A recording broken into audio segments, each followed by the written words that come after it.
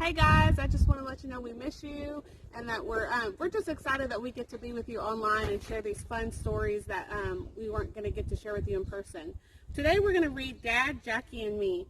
Do you guys have a favorite sport that you like to watch with a parent?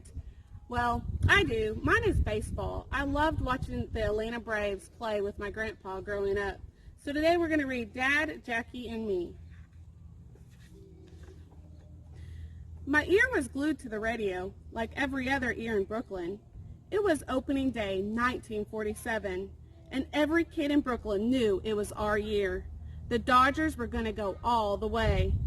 We had Jackie Robinson, the first African-American player in Major League Baseball.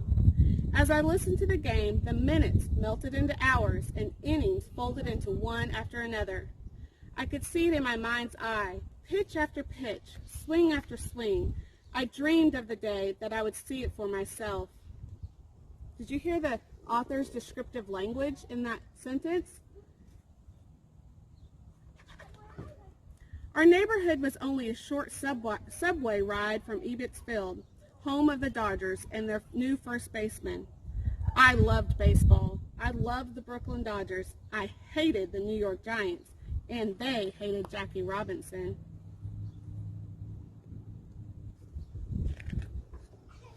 One day, my father came home early from work.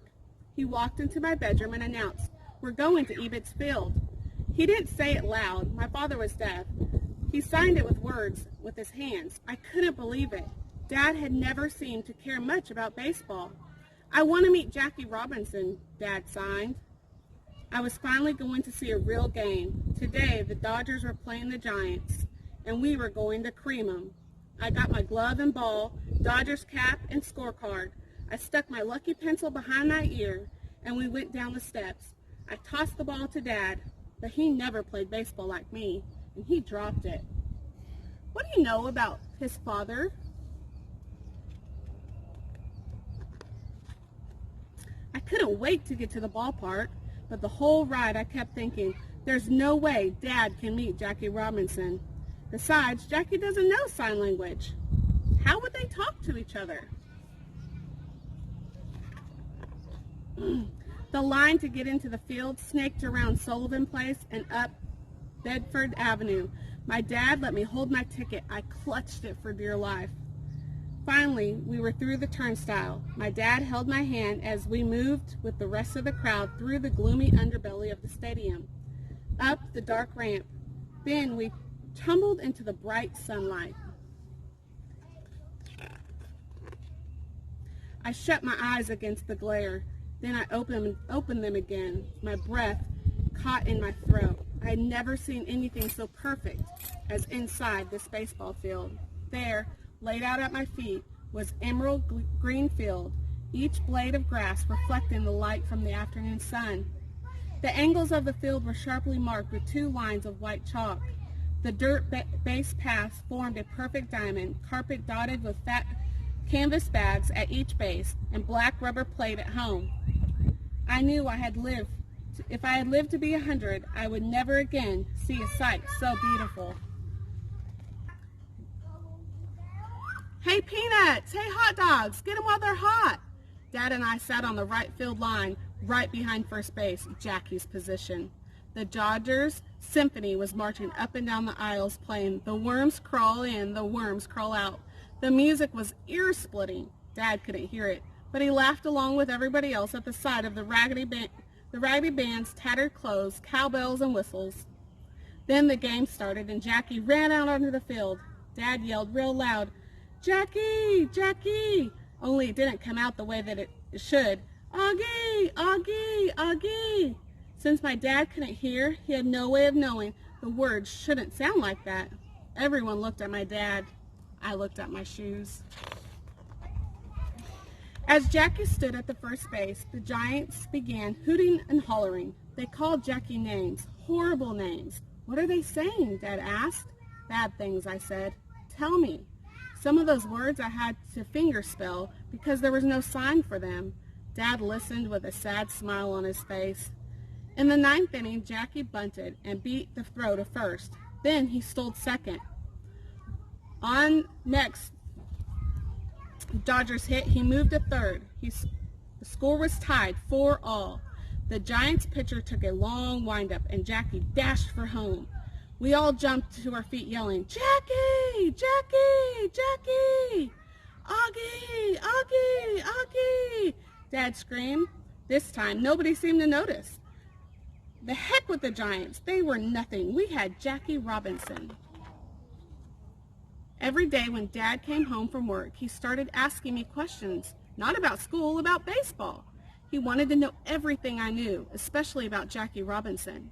"What's Jackie's batting average?" .247, I said. "How's that figured?" I explained. "What's an RBI?" he asked. Runs batted in.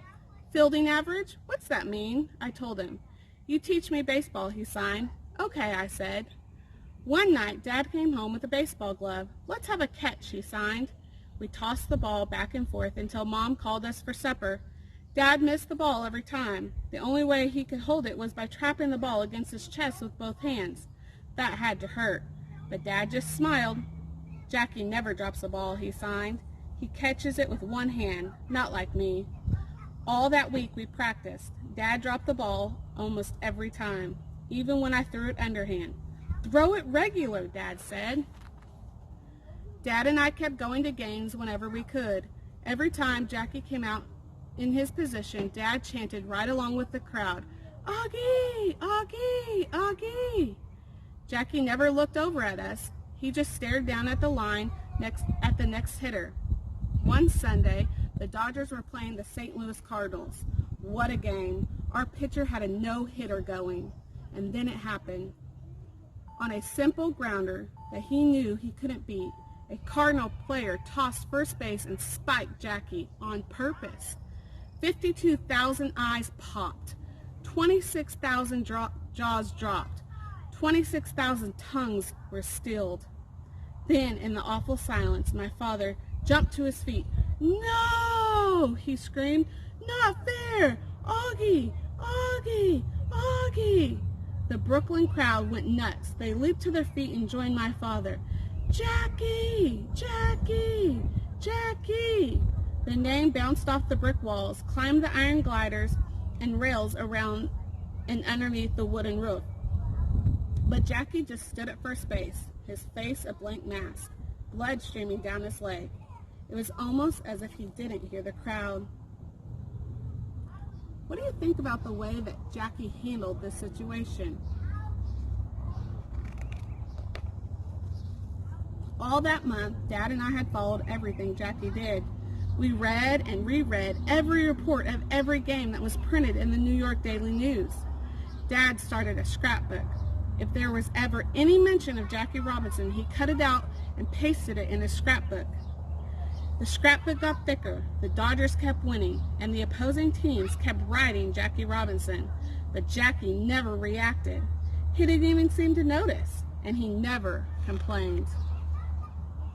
The Dodgers clinched the pennant that season when the Cards beat the Cubs, and Dad and I went downtown the next day to see the big parade to honor Jackie. And back in the neighborhood, we had a block party to celebrate. It didn't matter whether the Dodgers won the last game of the season since we were already over the top, but Dad and I didn't care. We went to Ebbets Field anyways. We went to see Jackie Robinson. In the third inning, Jackie smacked the ball deep left field for a double. Then he flew home like the wind, his feet barely touching the base path.